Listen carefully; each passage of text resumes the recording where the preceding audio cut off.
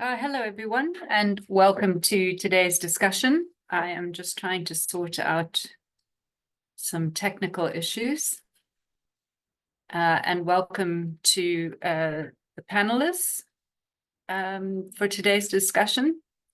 So see, we have quite a few of you who have joined already. And we ask that you please introduce yourselves in the chat. I can see a few of you have already, with your name, organization, and country. And also you can see that there's a Mentimeter poll going on at the moment to indicate which stakeholder group you represent. And you can do that by clicking on the link in menti.com.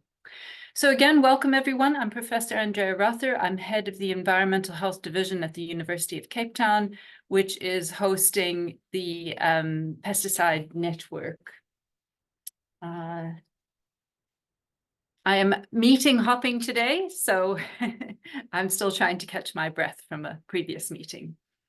So just to say that this discussion forum, which is a community of practice, is supported by funding from Sweden through the Swedish chemicals agency, Chemi.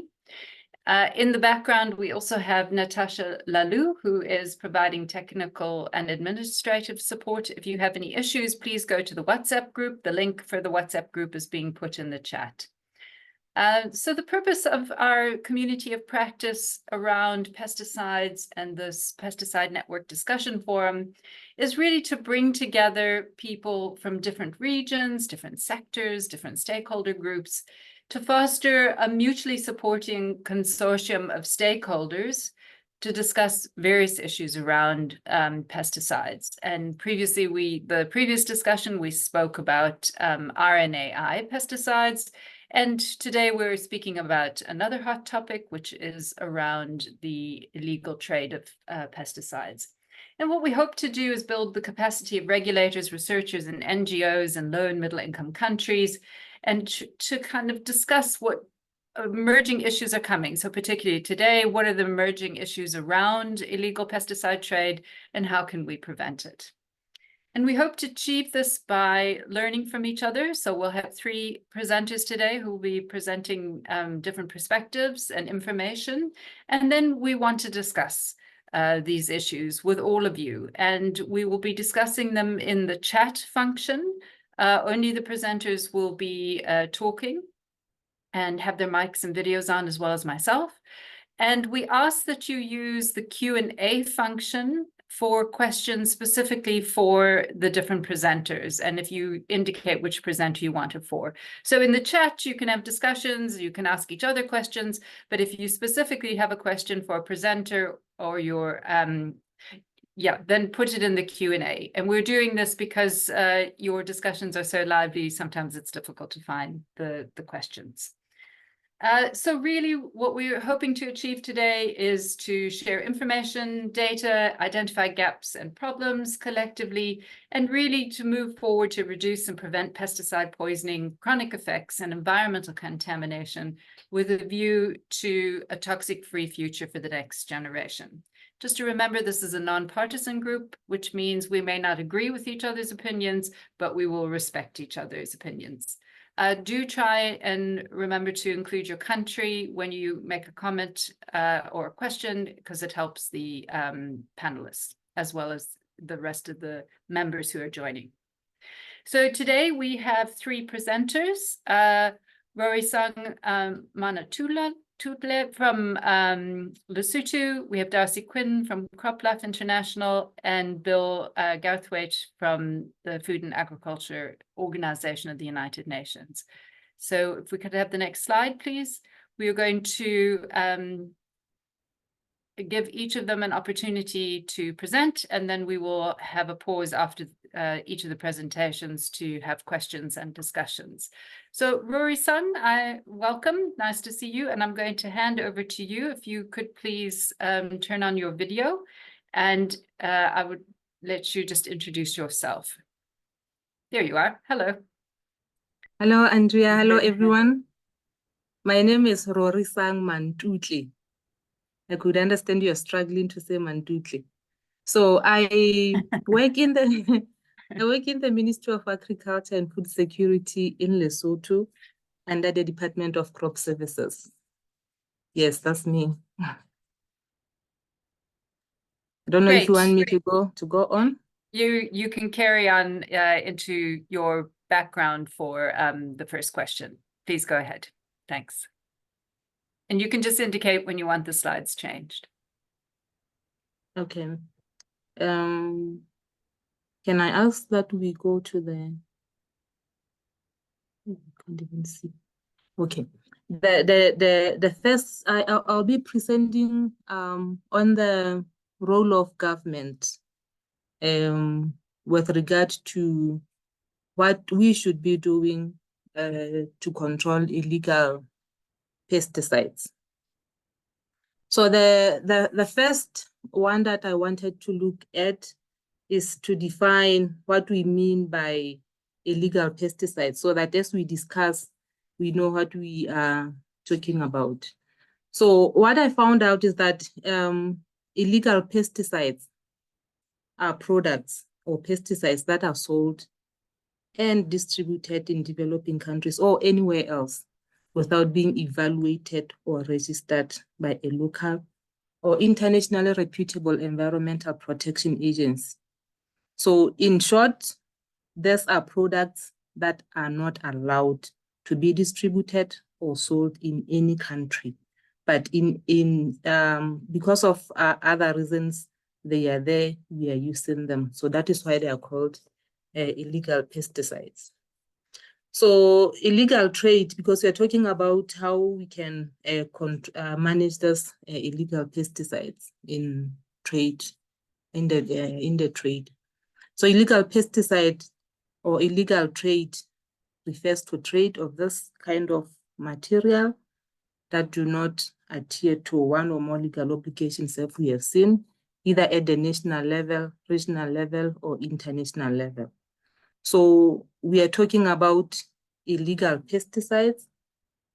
We'll be talking about illegal trade methods and illegal markets. So can I have the next slide, please? So let's look at the examples of illegal pesticides. Like the definition says, these are banned pesticides. They may be banned through the legal means in any particular countries, but they are still available in the market. This could be obsolete pesticides. We know we can't use obsolete pesticides, but for some reasons they find their way back into market. They find their way back among farmers. These are unauthorized imports of pesticides. Because of our porous borders, we usually have pesticides that come into our different countries unauthorized. If they are unauthorized, that means they are illegal in that country. They are unregistered. According to pesticide legislation, they are pesticides that in any country, they are unregistered, but they are found in that country being used. They could be restricted pesticides.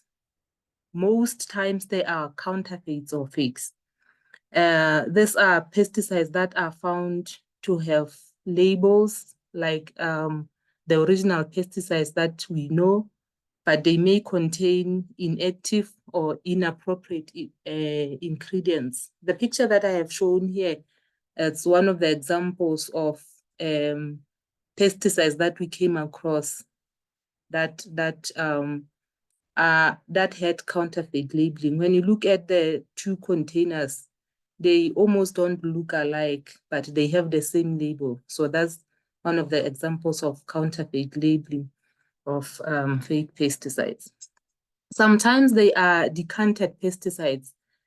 They are decanted from the original containers into other containers, such as drink bottles and so on. Sometimes they can be found in the original empty pesticide containers, but that contains something else that is not what was originally there. So that makes it even more difficult to identify. So can we have the next slide, please? those are the examples of illegal pesticides. So when we go on, we'll shortly identify the illegal markets. This can be informal markets, such as street pesticides that we found on the street all the time. Some of those have come into the country illegally. This can be illegal trade operations, because we have seen that in the market there are a lot of groups or companies that are trading illegally in pesticides in the informal market. So sometimes they can be formal markets. These pesticides can be found in formal markets, where we found counterfeits in legal markets. Sometimes people sell these pesticides unknowingly. They don't know that these are counterfeits, or these are not legitimate, but they are found in the formal markets. So it is important to understand that they can be found in both formal and informal markets. They are traded also through internet sale of pesticides. As we know, sometimes sale through internet is not regulated. So these illegal methods take advantage of the internet sale, where they know that regulators don't normally regulate that method of trade, and we don't have a legislation actually in most of our countries that regulate internet sale. So most of the time they are traded through internet and other means. Can we have the next slide, please? So the issue is, why are we concerned? Why are we concerned about the illegal trade in pesticides? This is where we come in. This is where we have to understand what the concerns are. First of all, we have our different national regulations, international conventions, and so on. There are a lot of efforts in trying to regulate the issues of pesticides management. But when we see trade in illegal pesticide, it means they undermine national registration and other schemes by government to reduce pesticide risks. And such schemes are unsuccessful if we are trying to manage pesticides, trying to manage the risks, but we still have this illegal pesticides somehow in the market that are even difficult to identify. Most of the times in our countries, we don't have expertise in this issue. So when we look at the international, illegal trade of pesticides, a lot of times we have regulators that don't know what to do. So that is one of the challenges that we have. So we need to build expertise there in the enforcement of laws and in the identification of this kind of pesticides. There is lack of communication between national and international authorities, because if we don't communicate nationally between the different regulators, agriculture, health, border control agencies, police, and so on, we won't be able to know when these pesticides are there, where they are used, and actually where they come from, especially because a lot of times we don't have information of how they come in through our borders. And we also need to communicate between countries so that we identify this illegal trades, and we can help each other address the situation. There is lack of knowledge on how this illegal trade happens. So that makes it more difficult. That is a big concern, because even when we are trying to regulate if we don't know how they operate, then it becomes very difficult even to find where they are, where they operate from, and so on, and where the pesticides are manufactured. When we look at the pesticide market or the pesticide industry, then the trade in this illegal products distort the market. The industry loses money because of trade in those cheaper alternatives that are even more hazardous, that don't go through normal regulations within that country. So it's loss of money, loss of income for them. Another important issue is that those are, or a lot of times they are ineffective because they're not regulated. You don't know what is in that container. It may be other active ingredients that don't even address the kind of problem that the farmer will be buying the pesticide for. So they can be ineffective. Therefore, they can cause a lot of problems, especially in agriculture, where it could have pest resurgence. They could lead to resistance that we cannot manage, pesticide poisoning, and so on. They don't have safety information, so you don't know what type of PPE to use. Therefore, this is a challenge to farmers because what is on the label does not reflect what is inside the container, or sometimes they don't even have labels at all to even prescribe how to protect human health against exposure to such a chemical. A lot of times they have been found to be very toxic, and they pose severe health risks to farmers and handlers and also bystanders. We have seen nowadays that there is an issue of high incidence of cancer. I'll talk about Lesotho because that is a problem that we are encountering. We're still trying to find out where the incidences of cancer is coming from. And it's one of the suspicions that they could be coming from the use of this unregulated pesticides, because if farmers have access to this, they don't know how to use them, or even the label is misleading. So there's a lot of exposure.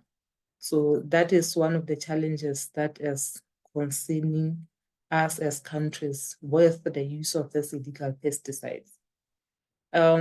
Next slide, please.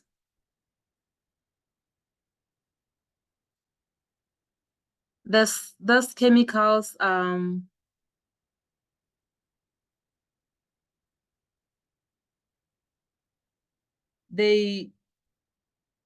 me just check.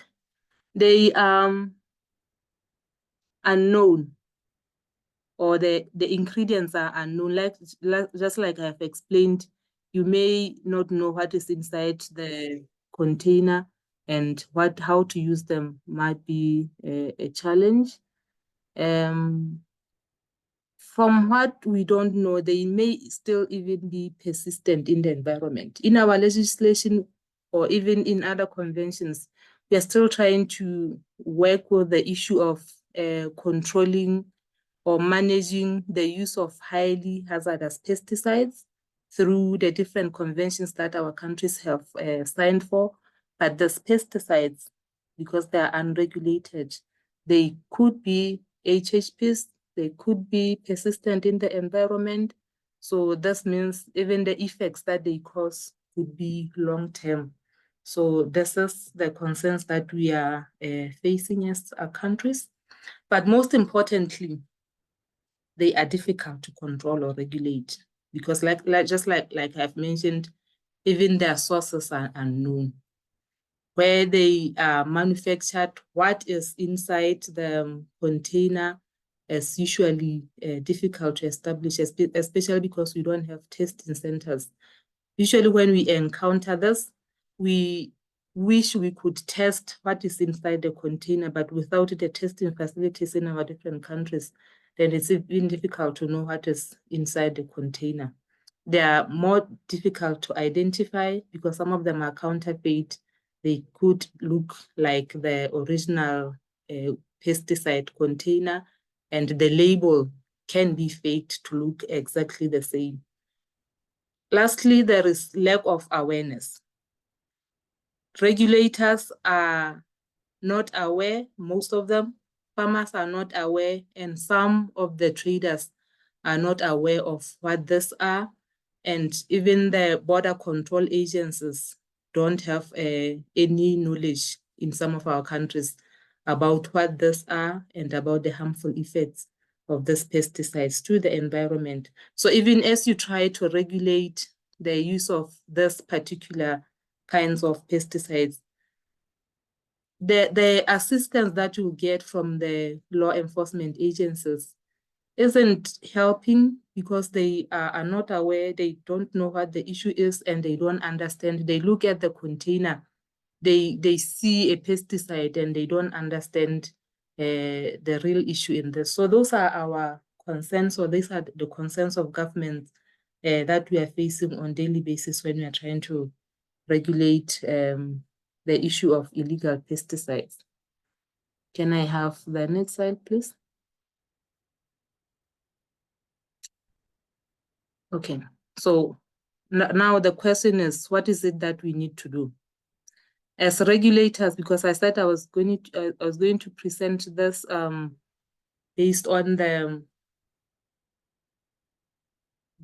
what the countries or the regulators have to do in regard to managing the sale or the trade in illegal pesticides.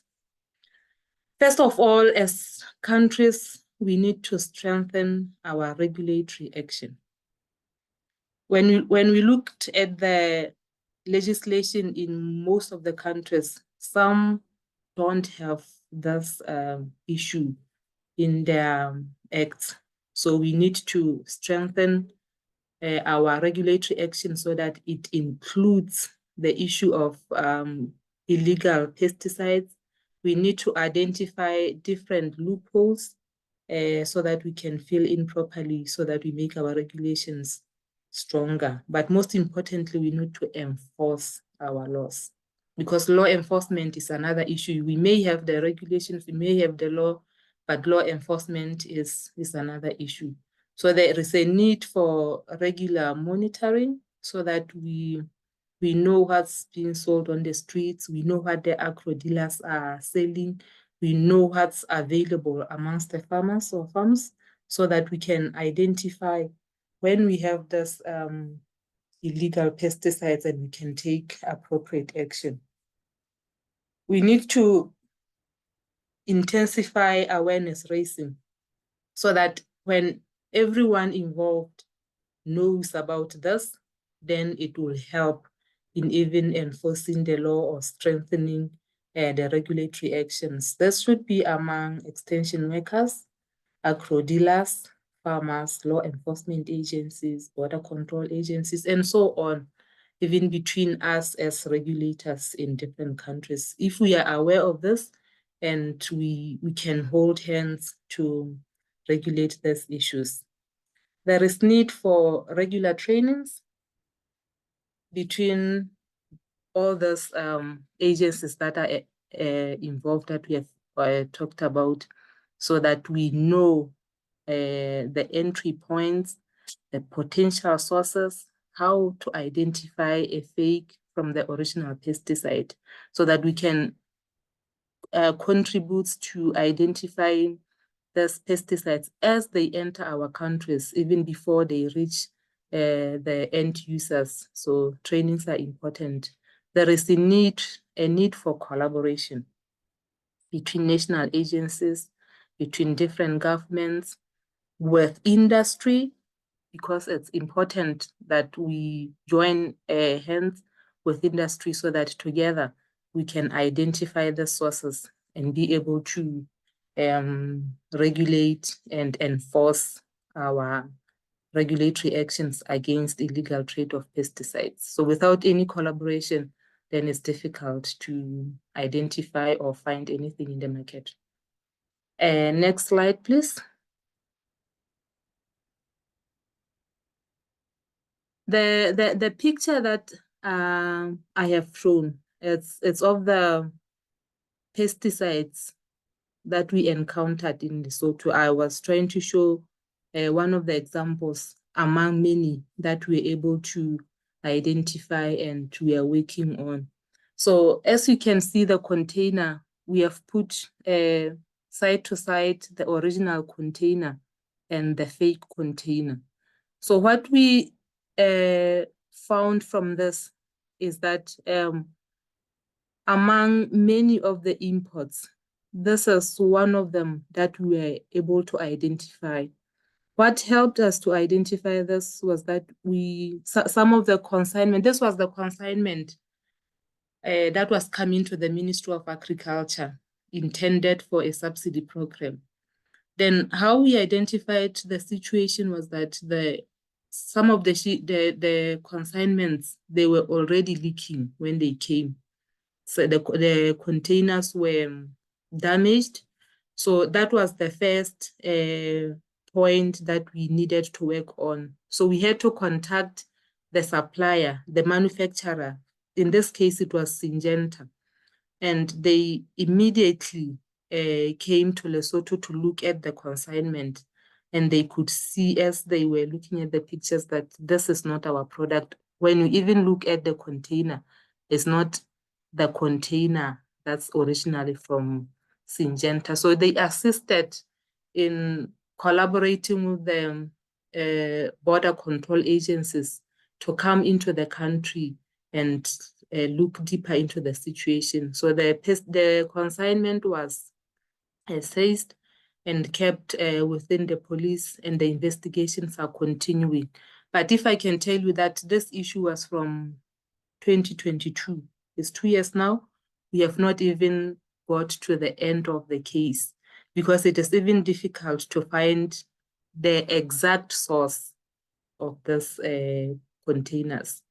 So I was just trying to bring in the complexity of dealing with this illegal pesticides, to say there may be regulations, there may be all kinds of measures to deal with this, but because even the sources are not known, the papers are falsified, so it is very difficult for even the law enforcement agencies to quickly identify the problem and come to the end. If I can tell you that consignment was worth around 160,000. So you can see that this is a loss even to government.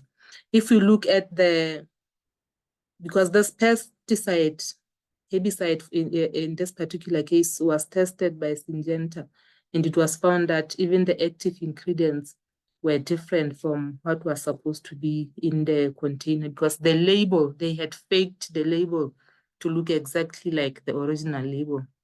So it means for this consignment, even for the ones that we may have used previously, it means there could have been loss, or there was even loss in terms of crop production. Because if you are intending to manage the wheat infestation, but you are using the less effective pesticide, it means we are not reaching the intended purpose. So there is loss of money, there is loss of crop production.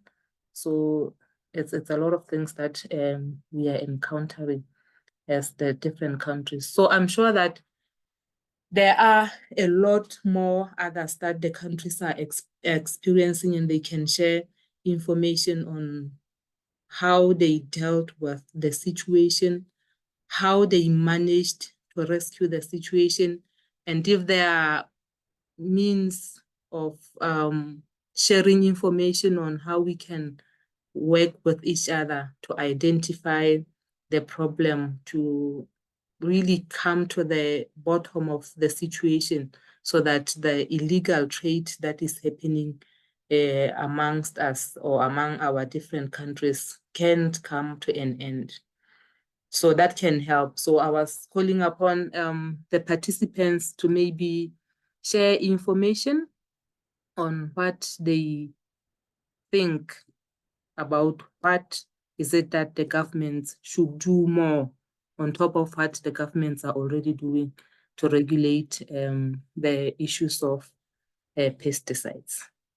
So I think that comes to the end of the background to this, and we can maybe move on to the next question, to the question actually. Thanks so much, Rorisang. It was very clear and succinct, and you took us through the whole process and ended with a very good example and the implications of that example. So thank you very much.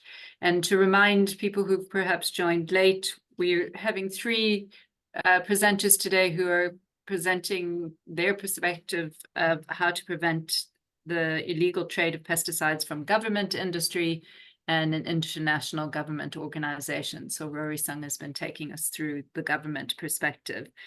And Rorisang, you forgot to mention that you were in the first class of DPRM. As you can see, quite a few DPRM students are on.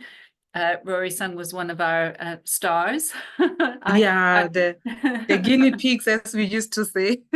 You were the guinea pig, but you also did extremely well. So I get to be the proud convener to say that.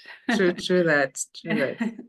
Right. So there are questions already coming in the Q&A. So Rorisang, if you want to click on the Q&A at the bottom, you are welcome to just keep your video on and answer those questions verbally. And I can see there's some discussion then going on as well in the chat, and I'll have a look at that. If you have any questions for Rorisang, please put them in the Q&A. Over to you, Rorisang. You're saying I look at the questions and try to respond? Yes. If you click on the function at the bottom, can you see where it says Q&A? So questions and answers. Yeah. So the first question is from Leah. Do we know yeah, that one. If you want to read it and then just answer it, it's fine. You can answer verbally. Okay. Do you know what is the majority of illegal pesticides? What is this one asking? I think it's asking of pesticides within the country, what percentage would you say are counterfeit or unauthorized? You know, it's very difficult. Like I mentioned that it's not all of them that we are able to identify. So we don't know, especially in Lesotho, we don't know what percentage of that is available in Lesotho, but from what we have seen, it's quite a lot, and some of it went by unrecognized. So we just see the implications, and when we are trying to follow this up, we see that what is out there is actually more than what we thought. So I don't have the quantification of what is there. And is there a particular type of pesticide that's common? So is it mostly herbicides or fungicides, or is it completely mixed? We have seen pesticides and insecticides mostly. This is because I'm on the agriculture side, this is mostly what we have seen out there, that because farmers are using a lot of herbicides and a lot of insecticides. So I think that is what is mostly available in the market. So yeah, a mixture of herbicides and insecticides. Can I go on to the next one? Please go on to Tom's question. Yes. If you just read it out loud, I'm not sure if everyone can see it. I'm assuming everyone can, but go ahead and read it out loud. It says, to what extent are you interacting with other African countries to counter the issues you have highlighted? Yeah, that's a very important question, because this is what we are driving for, so that we have collaboration with the different countries, so that we can know where those things originate. But so far, we don't have any interaction yet because we are still trying to identify where the sources are. But so far, it has been between Lesotho and South Africa, because from the information that we found was that the supplier, the particular supplier that supplied the government of Lesotho, in this particular case, bought the consignment in South Africa. But he claims he didn't know it was counterfeit. So I think that's where we are heading to. But we need more collaboration with other countries as well, Africa and outside Africa, because those things normally originate outside of Africa and they found their way through our borders. Thanks. Just before we go to the next question, just to let people know, we are doing a poll at the same time, and the link has been put in the chat. So if you just click on the link to Mentimeter, and then you can respond to the poll. So I'll hand back to you now for Ruben's question. Okay, this one is, as we look at the illegal imported pesticides, locally produced by illegally traded pesticides should also be looked. As we look at the illegal imported pesticides, locally produced but illegally traded pesticides. Okay. Yes, this is not a question, but it's a suggestion that illegally traded pesticides should also be looked at, I think. That's what it says.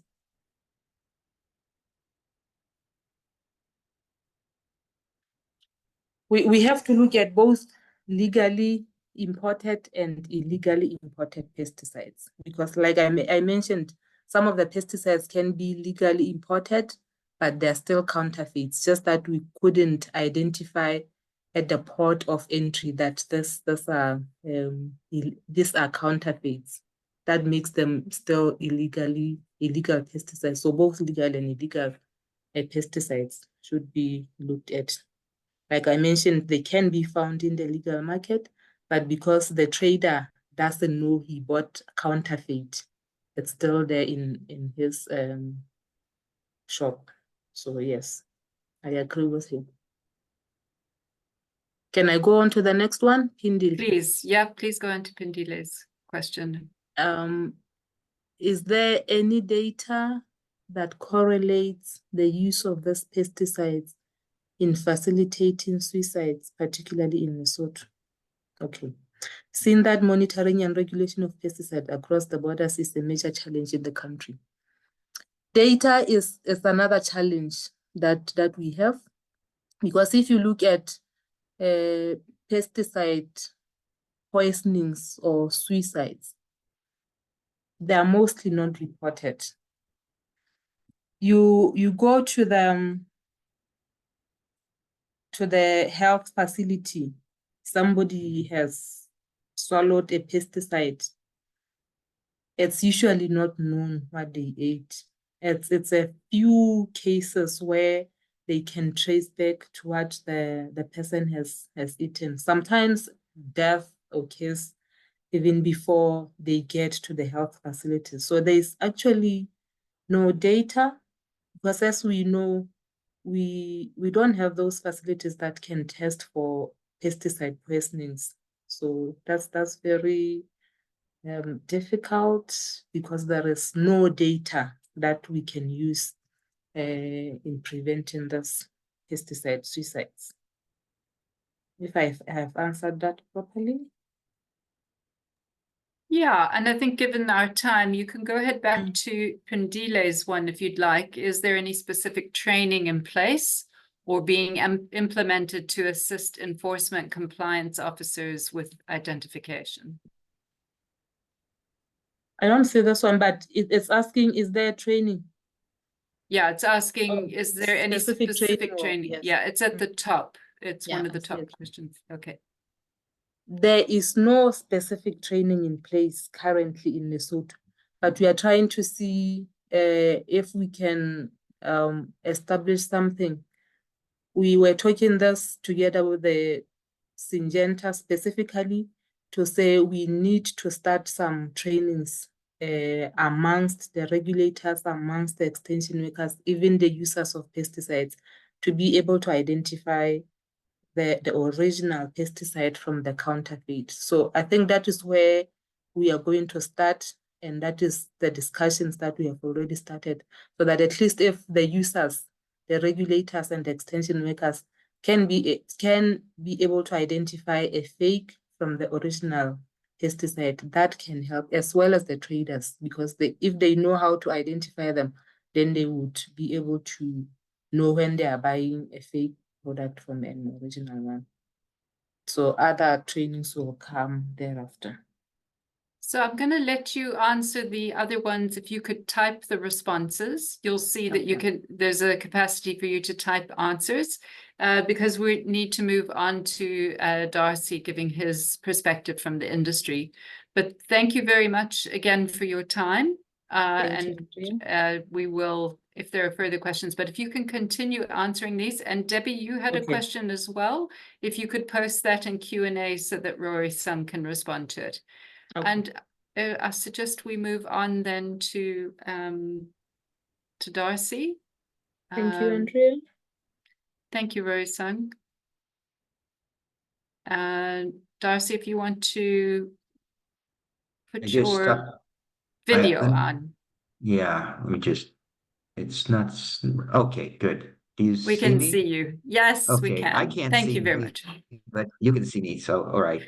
If you change the view at the top, you'll be able to see me. If you do the view at the I can see you, but I'd rather not see me. How's that as a compromise? That's perfect. Okay. Yes, so you have 10 minutes to give your perspective. If people have questions for Darcy, can you please put them in the Q&A and just mention Darcy in it, and Darcy will respond when we move on to the next presenter. Over to you. Thanks very much. Please introduce yourself, and thanks again for joining us for this discussion. Thank you. My name is Darcy Quinn. I'm working with CropLife International. I'm the director of anti-counterfeiting. I've been dealing with issues of counterfeit pesticides, counterfeit cigarettes, counterfeit medicines for the last number of years. It's something that's not going away in any industry. All industries are impacted by counterfeiting. If you don't want to have a counterfeit problem as an industry, then you should sell bad product, because nobody wants to counterfeit bad product. So in other words, successful brands, whether it's clothing, pesticides, medicine, whatever, are going to get counterfeited. So it's not specific to our industry. In the European Union, they estimate, and this is the DG Sanko and the European Intellectual Property Office, the European Union estimates that 10 to 14% of the market in Europe is counterfeit. 10 to 14% in one of the most regulated markets in the world. So that's what's happening in the EU. And they've issued reports. I mean, they issued a 250-page report a few years ago on this detailed analysis, and that's where they came to the figure 10 to 14%. So you can imagine, if this is happening in the most regulated market in the world, what is happening elsewhere? I mean, we have estimates now of counterfeiting in different countries and different regions upward of 25 to 40%. So it's quite a growing problem, to say the least. One of the things that you should look up is in the European Union, they've undertaken investigations with Europol and Customs, European Customs. It's called Operation Silver Axe. You may want to Google that, Operation Silver Axe, and it's an annual operation with law enforcement in the European Union, specifically aimed at tracking down illegal and counterfeit pesticides. And on that point, just to answer one of the questions that came up earlier, we're seeing more and more, there's less trademark counterfeit product, that is duplication of product that's counterfeit, and more just illicit and illegal pesticides out there. So in terms of the ratio, it seems that the actual trademark counterfeit product, which is duplicating a legitimate product, is on the downturn, and on the upturn is just illicit and unregistered product. Now, I want to talk today about the issue of e-commerce, because this has been becoming an issue for illegal and counterfeit pesticides being sold on e-commerce. And For many years, the big platforms have said that they're untouchable. They have what's called a safe harbor. They're not responsible for what's going on their website. That's an issue for the sellers of products and for the buyers. And it presented a big dilemma for us because a lot of the illegal pesticides are being purchased through the internet. And so we looked at the issue and we realized that maybe one strategy would be to put the burden of due diligence on the e-commerce platforms to verify that their sellers have a license. So instead of doing the traditional intellectual property remedies, takedowns, and that, the idea was, if e-commerce is making all this money off of pesticides, and they knew or should have known that a lot of the pesticides are illegal, maybe they should ensure before they list a seller of pesticides, they should ensure that that seller has a license to sell pesticides. So we brought this argument forth over the last year and a half or so, and we also cooperated with a trade association dealing with illegal and illicit product called Trace It. And the trade association issued a paper on the sale of illegal pesticides on the internet. And I sent it to Natasha, and it's open to all of you to access it from Natasha, but it's a great paper, and it argues that internet platforms need to verify that their sellers of pesticides have a license. And that's taking on a lot of influence globally in terms of the issue of illegal pesticides on the internet. And I think you're going to be seeing some additional papers being issued soon supporting this point that platforms need to know that their sellers have a license. Other things in regards to selling pesticides on the internet, which is really quite insane when you think about it, is the transportation of the pesticides. They're shipped with very bad packaging. The transport workers, the mail workers, the people that are handling these packages are exposed to very toxic, unknown, illegal pesticides. So it's time for the industry, for the regulators, and especially the regulators, to demand in each country that if there is an internet platform selling pesticides, that the platform, verify that their sellers have a license to sell the pesticides. And I think this is going to take off significantly in the next 6 months or so as a challenge to the free trade of pesticides, unregulated trade of pesticides online, which has been a great source of illegal product. One last point, just an update on something else that we're doing at CropLife. We're working with Interpol now, and we're creating a e-training course with Interpol on counterfeit pesticides that's going to be distributed to law enforcement all around the world, including regulators and law enforcement. And this will be an initial e-training course on what to do when you find illegal pesticides, how to investigate counterfeiters and illegal pesticides. So this is a program that CropLife International is doing with Interpol, and that'll be up and running by, I think, late in September sometime. And with that, I imagine my 10 minutes is up. If there's any questions, please let me know. Yeah, somebody said e-commerce is like whack-a-mole. Yeah. Well, that's why this strategy is interesting. This is why this strategy is interesting, because it's not whack-a-mole. It's basically saying to the platforms, if you want the privilege of selling pesticides or facilitating the sale of pesticides, you as the platform need to ensure that your sellers have a license to sell the pesticides. And two, you need to store that license as an e-commerce platform for future inspection by pesticide regulators. So it saves them a lot of trouble. Instead of trying to verify each seller on the internet, they go straight to the platform and say, let's see the licenses for the sellers that you've got here. And it's almost like a one-stop shopping for the regulators. So that's one of the benefits of this strategy. And again, I hope other international organizations that will take this on as well, which I think they will. Thank you for that, Darcy. There are a few more questions for you. And also just to say, I think it's really important that the end users who are using the products are also licensed, like the farmers, because particularly in countries like South Africa and other African countries where we are finding agricultural pesticides are made into street pesticides, so decanted illegally, and then there's a big trade in that. It would help a lot to have a certification system of the end users buying agricultural chemicals. Yeah. Do you want to answer Debbie's question? I'll give you that, and then you can answer type responses to the rest. When will this course eventually reach the? Are we talking about the Interpol course? I think so. She also, yeah, go ahead.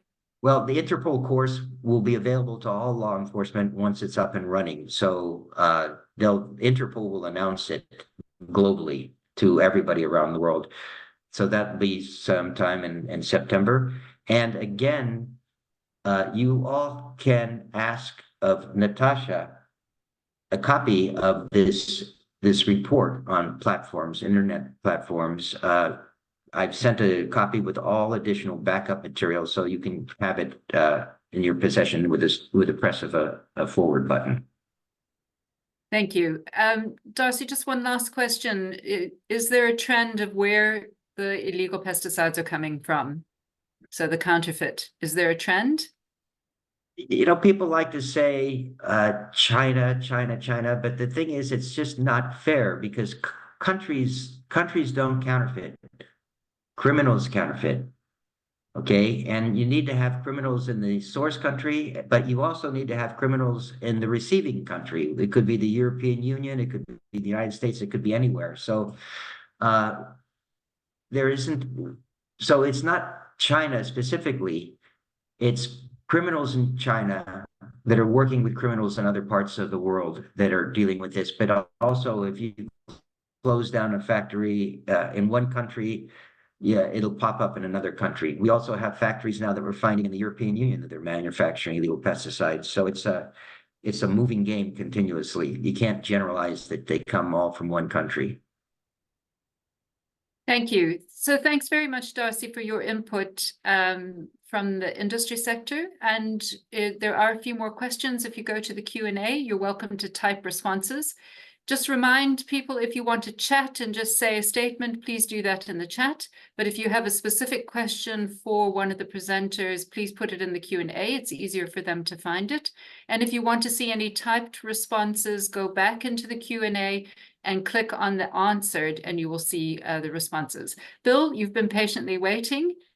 Welcome. Nice to have you on again in our community. And thank you very much for coming in from the International Government Organization. And I hand over to you to introduce yourself. Thank you, Andrea. So hello, colleagues. It's a pleasure to connect with you today. It's an honor to be able to join this discussion. Once again, for those of you whom I have not yet met, my name is Bill, and I'm a consultant supporting the work of FAO's Development Law Service. The Development Law Service is an FAO unit that, upon request, provides neutral, independent support to member countries and regional and global bodies as they work to strengthen their legislation and regulations on topics within FAO's mandate.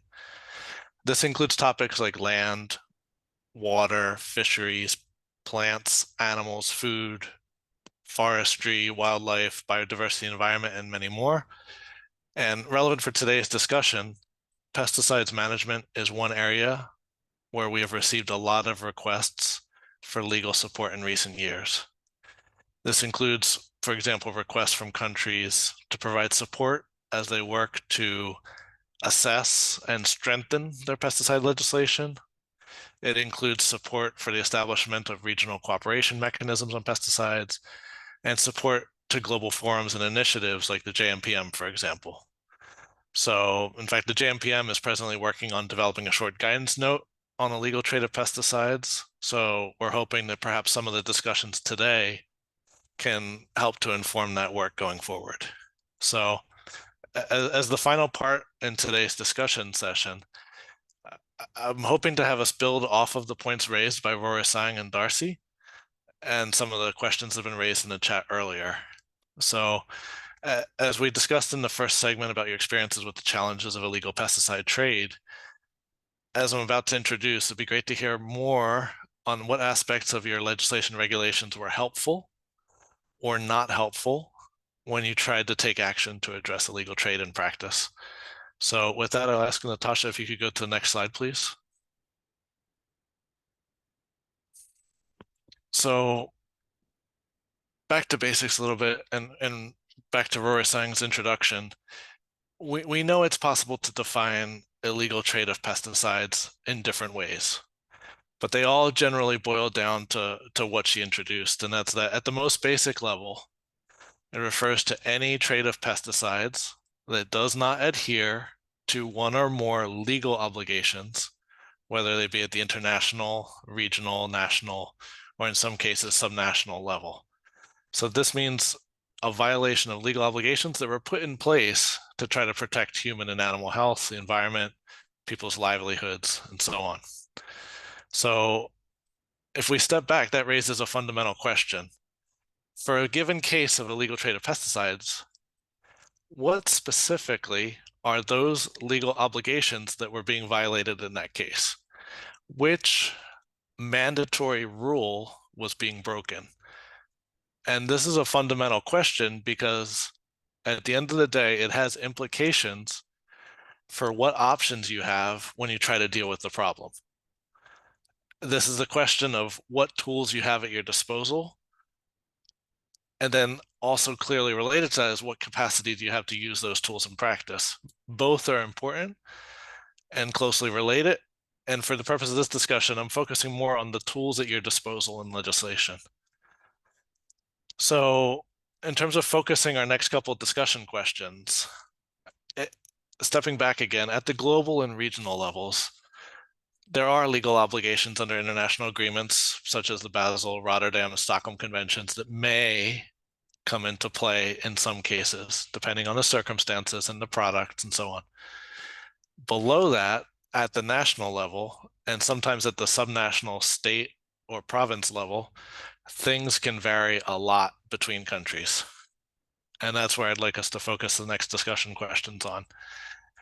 At this level, the national level, when I say pesticide legislation, I'm meaning it broadly. I mean legal instruments specifically designed to control pesticides. That could be primary instruments like laws, acts, or ordinances, or subsidiary instruments like regulations, decrees, rules, notices, etc. Anything with binding legal force, meaning that it can be enforced in some way. In some countries, that's a collection of dozens of legal instruments that have to be understood together as a framework. In other countries, maybe it's just one document. Maybe they've put one law in the books, and that's the framework. So at this point, many countries around the world have put in place some kind of legislative provisions applicable to pesticides. A few still have not. In that case, things can be tricky when discussing illegal trade because illegal trade is trade that breaks rules, but maybe the rules are not so clear in that scenario. So, big picture. If across different countries and regions, you put all of their pesticide legislation from different countries into a big blender and you shake it all up, you see lots of different provisions being used, but there's some that are pretty common, and a lot of these fall into the 15 themes that I've put on this slide here. So, for example, lots of countries have provisions on registration of pesticides. Again, not all. Some of those provisions are stronger, more detailed than others. Some have labeling requirements, some don't. Some have importing requirements, some don't. A critical first step is understanding what rules are in place in your country's context that could be implicated when we're talking about the illegal trade of pesticides. And on the flip side, some countries may have a strong framework for inspections, compliance, and enforcement efforts, taking action, and other countries may feel that they have room to strengthen it further. So if we focus on this world of legislation, if you could go to the next slide, please, Natasha.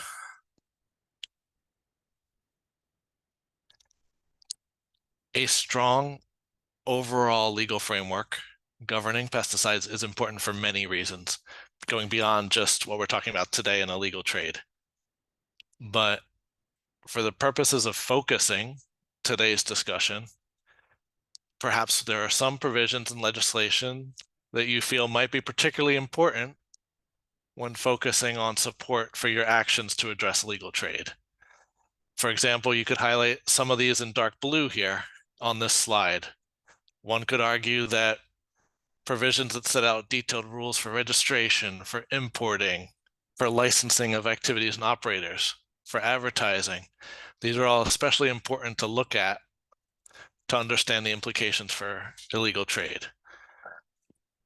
On the flip side, the provisions that would enable you to take action, these might include provisions related to information collection and monitoring, reporting of incidents, inspection powers, enforcement procedures. These are all especially important to look at because if they're in there in legislation, it guides what you can or cannot do to take action. So next slide, please, Natasha.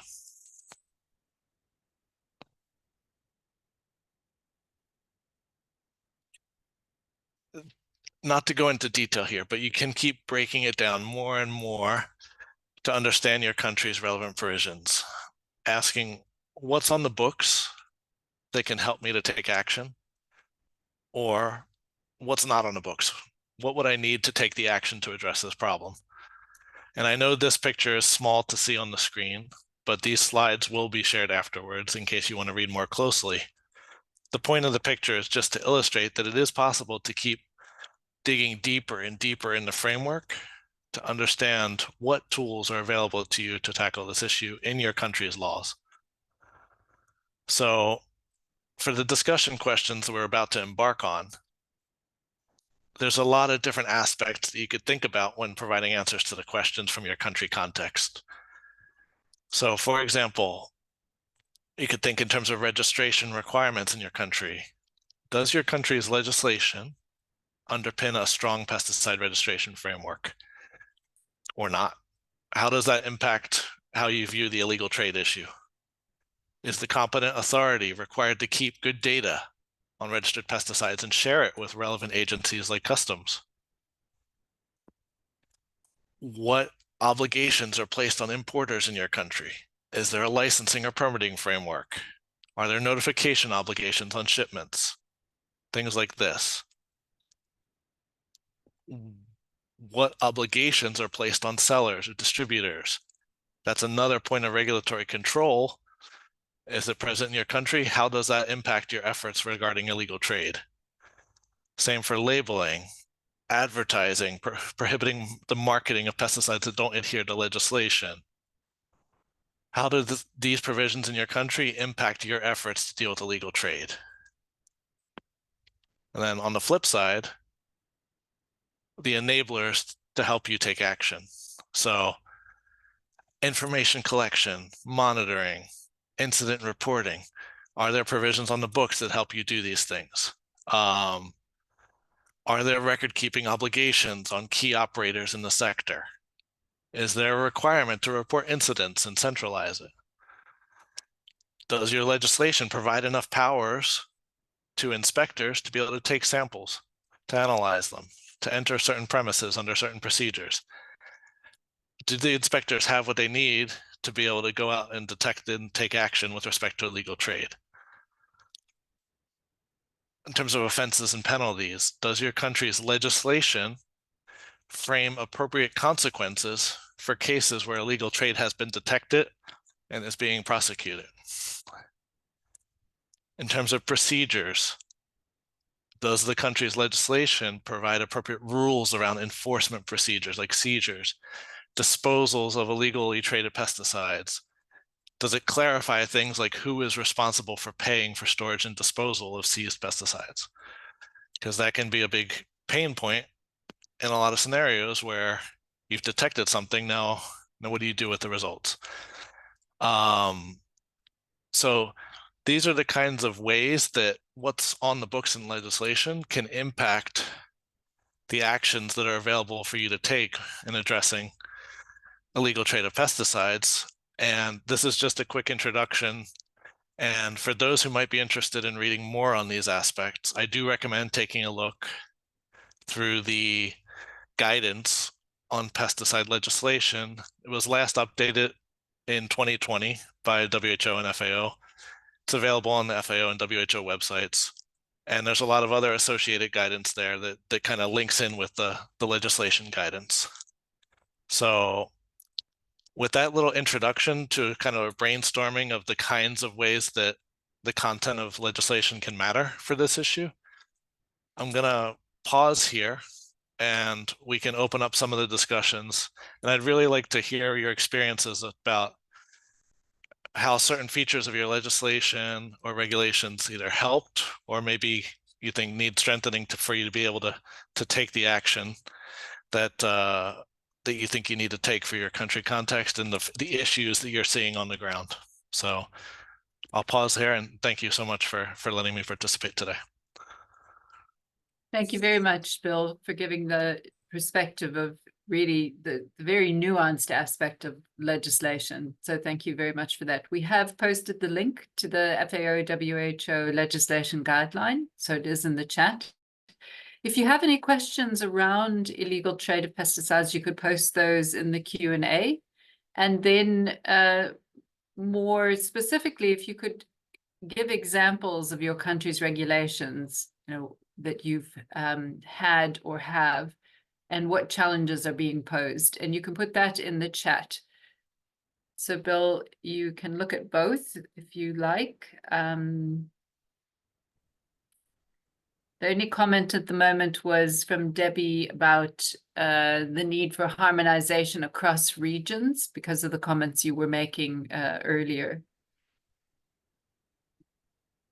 Okay, so I'm just scrolling through the comments now. I mean, obviously each country has their own sovereignty and how they develop their own regulations. There is quite a push towards regional integration in some regions. But it's a long road. I mean, in many countries, legislation is very hard to change. And even in terms of subsidiary regulations, it's a long road and involves lots of stakeholders. So that's why we say always the first step is understanding and trying to make the most of what's on the books for you now.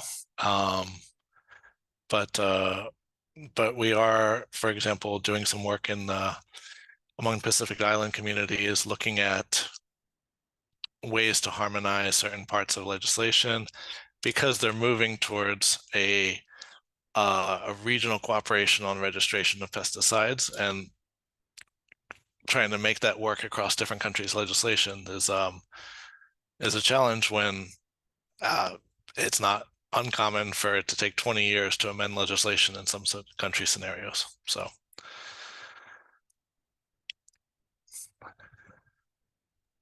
There is another question that's in the chat, which I'm trying to find. So it's from Ahmed from Iran. What are the best practices to prevent the use of illegal pesticides in developing countries? Very big question. Yeah. So Rorisang touched on some of these.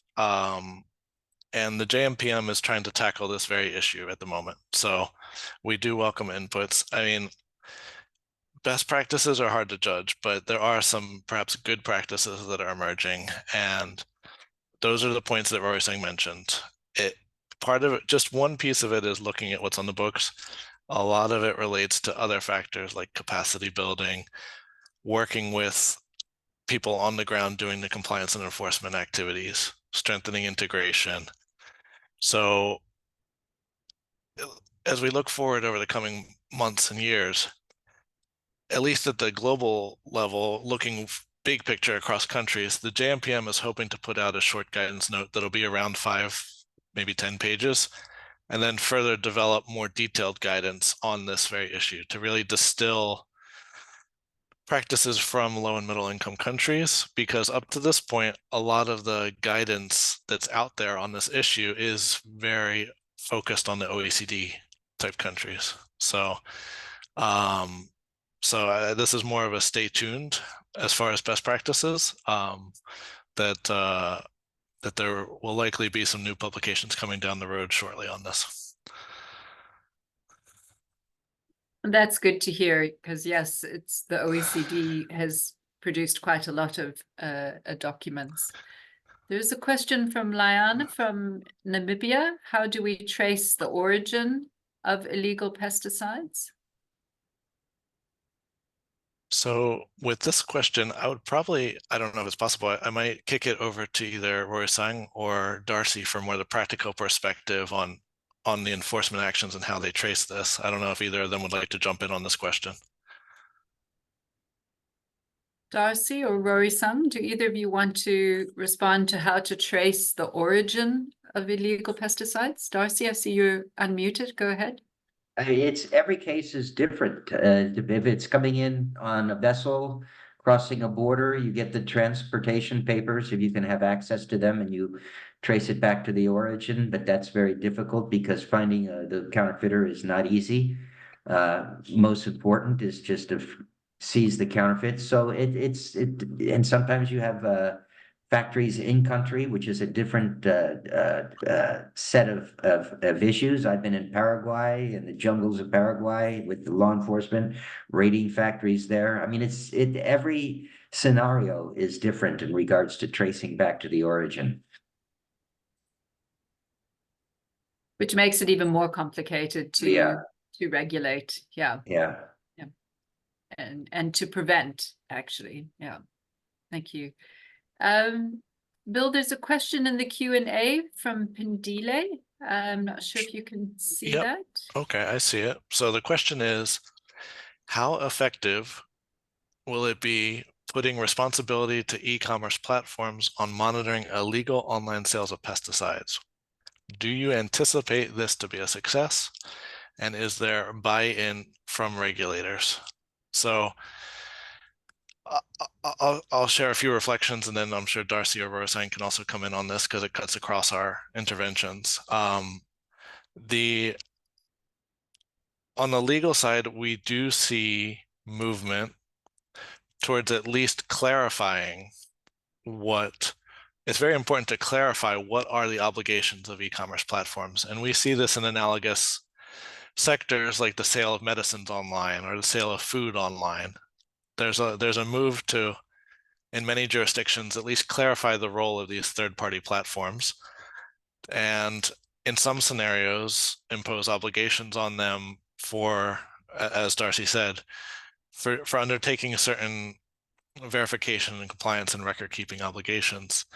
I can't speak to any anticipation of success, but we do see that trend in terms of at least trying to use legislation to clarify these issues, and deal with this rapidly evolving change in the market.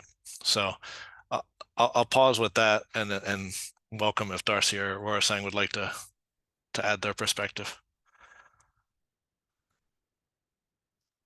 I mean, there's not much to add. I mean, we really need to hold those that facilitate the trade of counterfeit and illegal pesticides to a higher standard. And in this case, the platforms need to take on a little more due diligence and responsibility to make sure that the people that are selling pesticides online have a license to do so.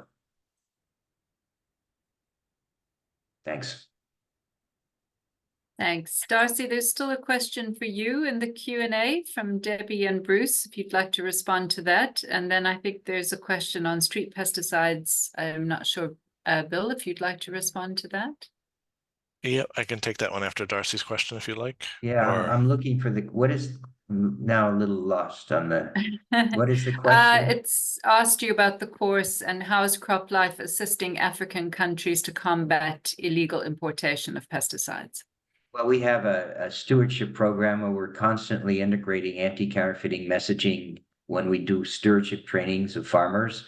We spend a lot of time training customs, law enforcement regulators. We have a training coming up in the next couple of weeks in Ghana, Cameroon. We've just had some seizures in Kenya. We're working with law enforcement. So I think the CropLife Middle East Africa team is very vigilant in regards to what they're doing in Africa in terms of bringing everybody up to speed. But again, it's a tough grind, but focusing on law enforcement and focusing on farmers and dealers.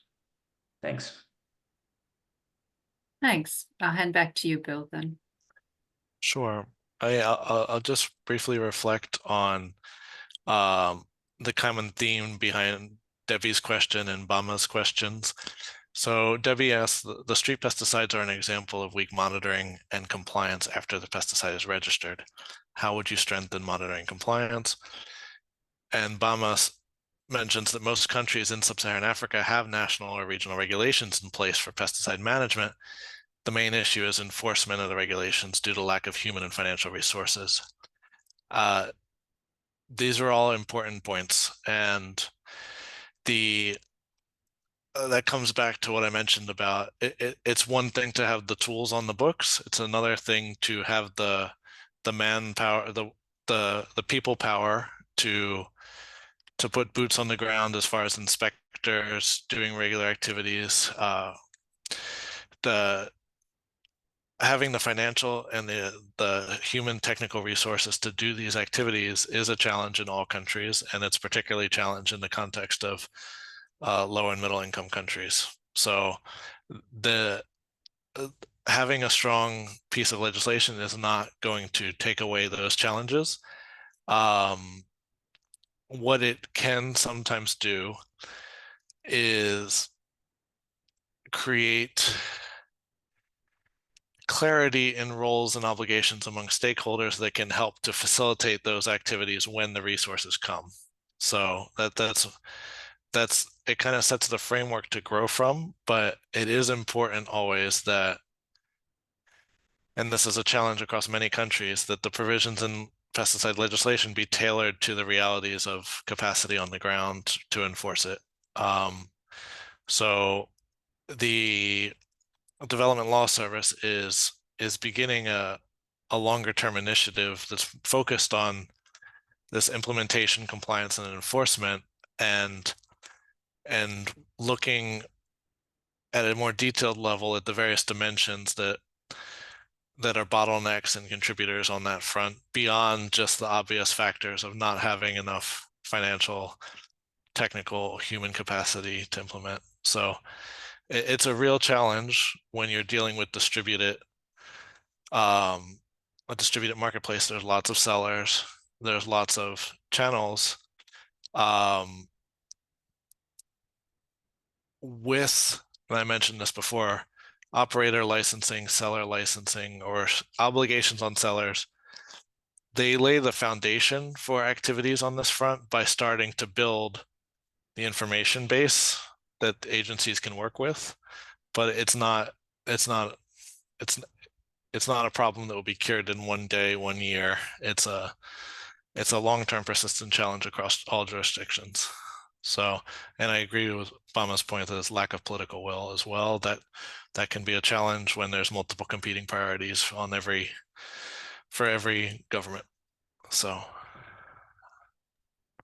Thanks for that. I don't know if you want to just have a look at the poll, and maybe just, you don't have to read them out, people can see them, but maybe there's a reflection you have on the responses that are being given. So, I mean, just on the point we mentioned, I see common themes around collaboration between entities. One note that jumps out at me is the comment from Zambia on a strength of their approach is having the availability of personnel to enforce their pesticide laws. So I'm taking that comment as they were able to find more resources to put towards this effort, and that takes it from a law in the books to action. I see somebody mentioning stricter penalties, more rigorous, strengthened provisions, and I also see another theme on multi-stakeholders and collaboration. So, I mean, these are all critical, and collaboration is another area that the law can support. Like, in a lot of countries, the silos are very real between different agencies, and legislation can be used as a tool to sort of open up appropriate channels for collaboration, for sharing of data between agencies like Border Control, Ministry of Agriculture. That can be one tool at the disposal to try to make progress on that front and supporting collaboration between institutions on this issue. So just to kind of build off of some of the themes that have been mentioned so far on the screen.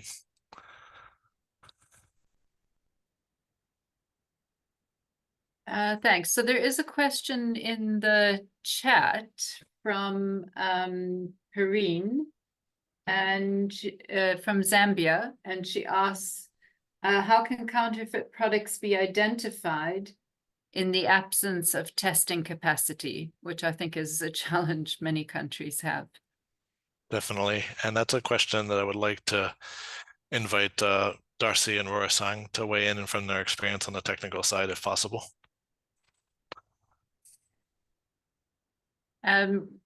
Darcy, you can go ahead. I see you've unmuted. And Rorisang, it'd be interesting to know what Lesotho's done. Go ahead, Darcy. I think aside from chemical testing, the law enforcement and the regulators should be familiar with what the packaging should look like in terms of what are the authentication tools that are used on the packaging, the elements of the packaging. So without analyzing the actual chemical, often you can determine that it's fake or counterfeit by looking at the actual packaging and comparing it of the counterfeit, comparing it to the original, and being aware of what you should be looking for.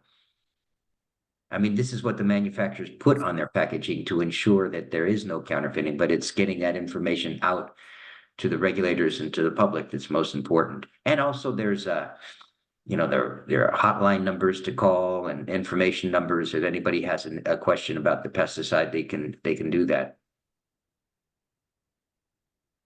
I liked from Rorisang's pictures that, the Syngenta label or name was actually embossed in the container. You don't always see that, but I think that helps a lot. Rorisang, was there anything you wanted to add to this? And just to encourage people to also post on the poll that's on the screen. Thanks, Andrea. There's nothing much to add, but the first point is looking at the container and knowing what to expect. So being able to differentiate that, the counterfeit from the original container is very helpful. Like it has already been mentioned that without even having to go and test what is inside the container, the first point is to look at the container to see if it's counterfeit or not. When you look closely, even the label, when it's faked, you can see a lot of differences there and there.